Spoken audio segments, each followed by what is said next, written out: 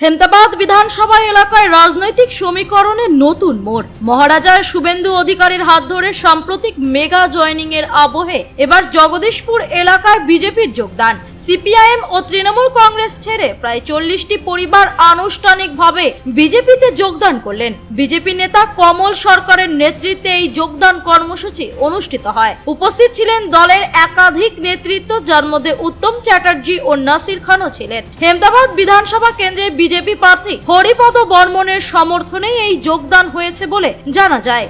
যোগদানকারীদের দাবি, তৃণমূল কংগ্রেসের অপশাসন, দুর্নীতি এবং ক্রমবর্ধমান বেকারত্বে অতিষ্ঠ হয়েই তারা দল বদলের সিদ্ধান্ত নিয়েছেন। বিশেষ করে যুব সমাজের একাংশ বিজেপির নীতিতে আস্থা রেখে সিদ্ধান্ত নিয়েছে বলেও তারা জানান। এই প্রসঙ্গে বিজেপি নেতা কমল সরকার বলেন, মানুষ পরিবর্তন চাইছে। তৃণমূলের শাসনে সাধারণ মানুষের ভরসা উঠে গেছে, তাই প্রতিদিনই বিভিন্ন দল থেকে মানুষ বিজেপিতে যোগ দিচ্ছেন। আগামী দিনে এই ধারা আরো বাড়বে। কমল সরকার, আমি 2 নং জগদীশপুরের 3 নম্বর শক্তি প্রমুখ। একটি পার্টি অফিস উদ্বোধন হলো এবং জয়েনিং হলো, কি বলবো? আমাদের এখানে টিএমসির অরাজকতা, টিএমসি থেকে লোক, কিছু সিপিএম থেকে লোক, কংগ্রেস থেকে লোক ভাঙে আসে আমাদের পার্টিতে জয়েনিং করলো।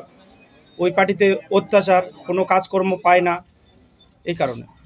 প্রায় কতজন জয়েন করলো? প্রায় 40 পরিবার। কোন কোন এলাকা থেকে জয়েন করলো? মুলাইচন্ডী এলাকা থেকে আর কিছু জগদীশপুর জামাবোনা এলাকা থেকে।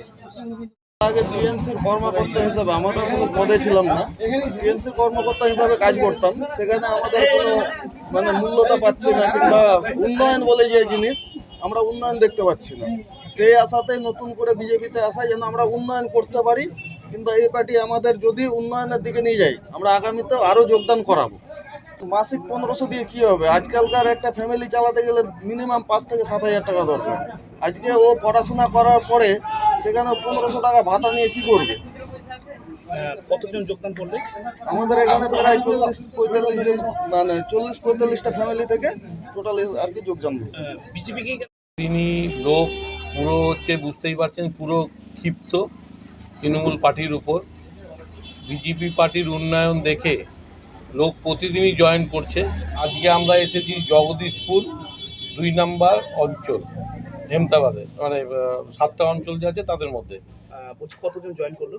আজকে 40টা পরিবার এখানকার, এরা জয়েন করলো। বিজেপি কতটা অক্সিজেন পেলো? এটা তো বলতে পারেন মন্ত্রীর বাড়ির গড় আর কি। মন্ত্রীর বাড়ি এখান থেকে ঢিলচূড়া দূরে। সেখান থেকে যদি উন্নতিমূলক কাজ হতো তাহলে তো নিশ্চয়ই এরা যেত না। বুঝতেই পারছেন যে এদের মুখে কথা শুনতে পারছেন যে কিছুই কাজ করেনি। সেই জন্যই এত লোক ডেলি আসছে। প্রতিদিনই লোক ভাঙছে, আরও ভাঙবে, আরও লোক দাঁড়িয়ে আছে। আমরাই ঠিকমতো সময় পাচ্ছি না এদের সঙ্গে যোগাযোগ করার। বলছি, জিতার ব্যাপারে কতটা 100% জিতেই বসে আছে, শুধু সময়ের অপেক্ষায় বসে আছি। হেমতাবাদ থেকে রামকৃষ্ণ দাসের রিপোর্ট, ক্লিক নিউজ।